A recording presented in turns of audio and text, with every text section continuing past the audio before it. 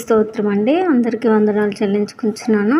మరి దేవుని యొక్క మహాకృపను బట్టి దేవుడు గడిచిన వారమంతా ఆయన కృపలో మనల్ని భద్రపరిచి కాపుదలు దయచేసి ఆరోగ్యం పెంచినందుకు దేవునికి స్తోత్రాలు చెల్లించుకుంటున్నాను. వాక్యానికి ముందుగా మొదటిగా ప్రార్థన చేసుకుందాం. స్తోత్రం యేసయ్య, పరిశుద్ధుడానికి స్తుతి స్తోత్రాలు చెల్లించుకుంటున్నాను. ప్రభా దేవా, ఈ సమయంలో నీ సన్నిధిలో ఈ రీతిగా స్తుతించుకోవడానికి మీరు ఇచ్చిన గొప్ప కృపను బట్టి నీకు వందనాలు. ఇదిగో ప్రభా, వాక్యము ధ్యానించుచుండగా వినిచున్న ప్రతి బిడ్డకి కూడా ప్రభా నైనా ధైర్యమును నైనా నీ యందు భయమును భక్తిని కలుగచేయండి. నీ సన్నిధి తోడుగా ఉంచి నడిపించండి ప్రభా. నీ సన్నిధి కాంతి ప్రతి బిడ్డపై ప్రకాశింపచేసి మీరే మహిమ ఘనత ప్రభావాలు పొందుకుంటారని నజరేయుడు కీర్తనడని యేసు నామమున అడుగుచున్నాము తండ్రి, ఆమేన్. రెండవ దినవృత్తాంతాల గ్రంథము 31వ అధ్యాయములో 21వ వచనం చివరి వచనాలు 2 చూసుకుంటే 20-21 హిజ్కియా యూదా దేశం అంతటను ఇలాగున జరిగించి తన దేవుడైన యెహోవా దృష్టికి అనుకూలముగాను యథార్థముగాను నమ్మకముగాను పని చేయుచు వచ్చెను. తన దేవుని ఆశ్రయించుటకై దేవుని మందిర సేవా విషయమందేమి ధర్మశాస్త్ర విషయమందేమి ధర్మం అంతటి విషయమందేమి తాను ఆరంభించిన ప్రతి పని అతడు హృదయపూర్వకముగా జరిగించి వర్ధిల్లెను. దేవుని నామానికి స్తోత్రం అండి. ఈ వాక్యం దేవుడు దీవించి ఆశీర్వదించును గాక. హిజ్కియా యూదా దేశం అంతటి ఇలాగున జరిగించి ఎలాగ జరిగించాడో చూద్దామా. 29వ అధ్యాయంలో మొదటి నుంచి కొన్ని మాటలు చూసుకుంటే మనం హిజ్కియా ఏలాను ఆరంభించినప్పుడు 25 ఏండ్ల వాడై 29 సంవత్సరములు యెరూషలేములో ఏలెను. హిజ్కియా ఏలాను ఆరంభించినప్పుడు హిజ్కియా పరిపాలన చేసే సమయం ఆ వయసు ఎంత అంటే 25 సంవత్సరాలంట. మంచి యవ్వన వయసు. ఆ యవ్వన వయసులో యవ్వనస్తులు ఇప్పుడు ఈ రోజుల్లో చూస్తే ఎలా ఉంటున్నారంటే మనకు తెలియదేం లేదు. మనకు తెలుసు యవ్వన బిడ్డలు ఎలా ఉంటున్నారు అనేది. కానీ హిజ్కియా అలా లేడు. తండ్రి అయితే మరి ముందు వచ్చిన 28వ అధ్యాయంలో పై వచనాలు చూస్తే తండ్రి మరి బయలు దేవతలను అనుసరించి మరి అషూరు దేవతలను అనుసరించాడంట. యెహోవా దృష్టికి అతిక్రమములు జరిగించెను.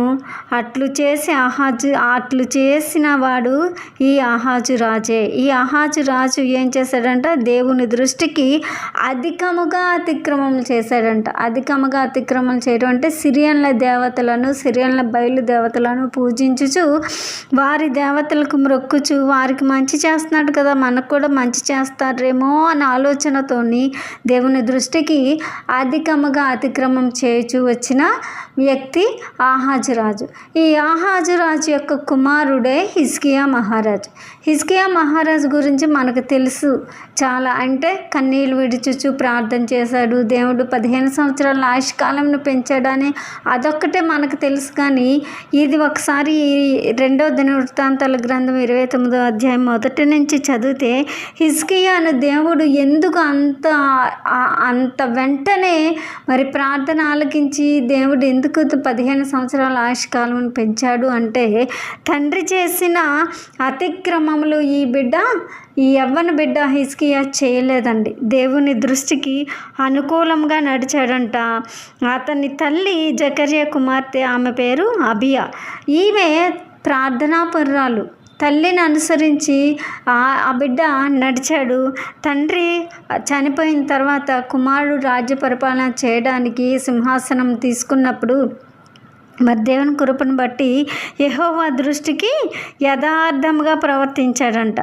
పితరుడగు దావీదు చర్య అంతటి ప్రకారము యెహోవా దృష్టికి యథార్థంగా ప్రవర్తించి తండ్రి మందిరపు తలుపులు మూసివేయించాడు. కుమారుడు వాటిని తీయించి లేవీయులను యాజకులను పంపించి మందిరంను శుభ్రపరిచి మందిరంలో ఉన్న నిషిద్ధమైన వస్తువులన్నిటినీ తీసివేయించి కిద్రోను వాగులో పడవేయించాడంట. కిద్రోను వాగులో పడవేయించి ఆయన ఎలా చెప్తున్నాడంటే 6వ వచనంలో చూస్తే 29వ వచనంలో మన పితరులు ద్రోహులై మన దేవుడైన యెహోవా దృష్టికి చెడు నడతలు నడిచి ఆయనను విసర్జించి ఆయన నివాసమునకు పెడముఖము పెట్టుకుని దానిని అలక్ష్యము చేసిరి.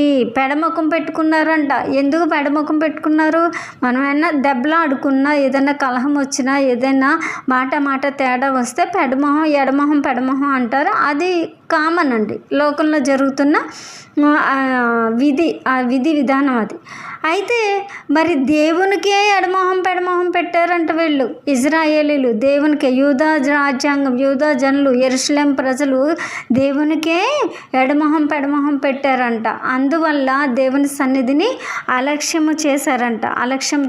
దేవుని సన్నిధిని పెడమొహం పెట్టి అలక్ష్యం చేశారు. మందిరపు ద్వారాలు మూసివేశారు. మందిరంలో మరి అతిక్రమం చేయించు వచ్చారు. మరి ప్రార్థన లేదు, ఒక స్తుతి లేదు, ఒక ఏమీ లేదండి దేవుని సన్నిధిలో. దేవుని మందిర తలుపులు మూసివేయడం అంటే అదంతా భయంకరమైన విధానమో చూడండి ఒకసారి. విధానం ఎలా చేశాడు ఆహాజు రాజు.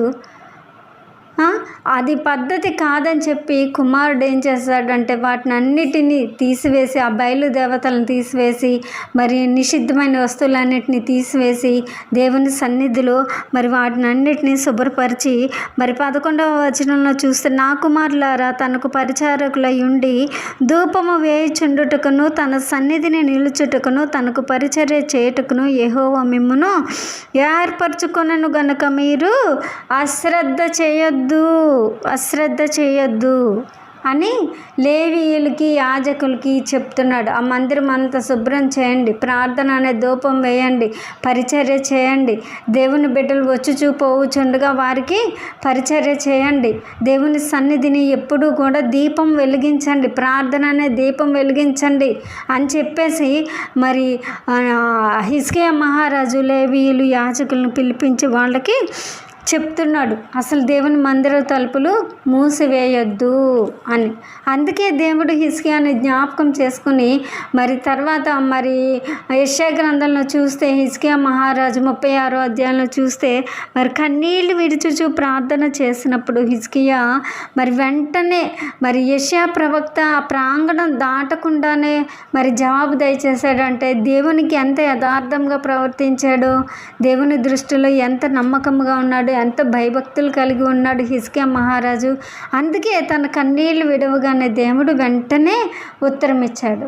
అందుకే దేవుడు ఏం చేశాడంటే హృదయపూర్వకముగా తను జరిగించి, అన్నిటినీ సమస్తమును జరిగించి, హృదయపూర్వకముగా సమస్తమును జరిగించి తను వర్ధిల్లాడంట. అందుకే వర్ధిల్లే కృప దేవుడు హిజ్కియాకి దయచేశాడని. అలాగే మనం కూడా అలక్ష్యంగా దేవుని సన్నిధిని ఉండకుండా, అశ్రద్ధగా దేవుని సన్నిధిని ఉండకుండా, మనం కూడా దేవుని సన్నిధిలో మనం కూడా మనల్ని మనం సరిచేసుకుంటూ, మనలో ఉన్న నిషిద్ధమైనవి తీసివేసుకుని దేవునికి అప్పగించుకుంటూ మనం కూడా నడుచుచున్నప్పుడు హిజ్కియా మహారాజుని వర్ధిల్ల చేసిన దేవుడు మనల్ని కూడా వర్ధిల్ల చేస్తాడు. హిజ్కియా మహారాజు కన్నీటి ప్రార్థన ఆలకించి ఆయుష్కాలం పొడిగించిన దేవుడు మనకు కూడా ఆయుష్కాలంను పొడిగించి దేవుని సన్నిధిలో దీర్ఘాయుష్ను మనకు పెంచి, మనకును మన బిడ్డలకును కూడా దేవుడు కృపా వాక్యము వలన, తన కృపా హస్తము వలన మనల్ని కాచి కాపాడుతాడు. మరి అలాగా మనమందరం ఉండినట్లుగా దేవుడి కొద్ది మాటలు దేవుడు దీవించి ఆశీర్వదించును గాక. ఆమేన్.